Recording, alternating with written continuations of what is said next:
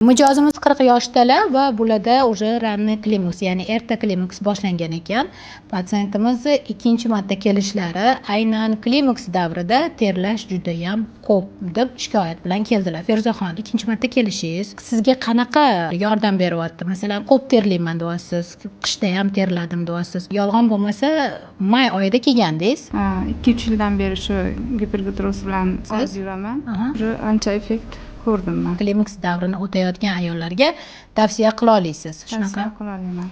Rahmat sizga. Hozir muolajamizni bajarib beraman. 14 kunda bo'ladi gipergidroz terlash batamon to'xtaydi. Nafaqat ayollar, balki o'smir yoshdagilar, erkaklar terlash muammolaringiz bo'lsa, hammangizga birdek gipergidroz muolajasini tavsiya qilaman. O'z joylaringizni egallanglar.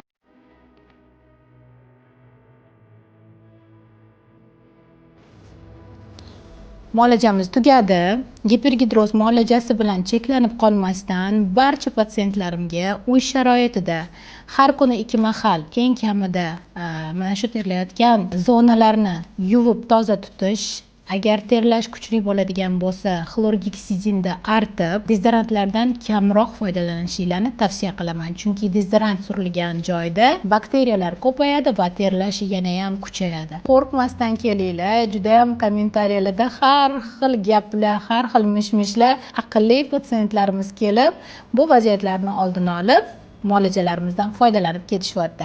Hammangizga tavsiya qilaman, joylaringizni direktda egallanglar.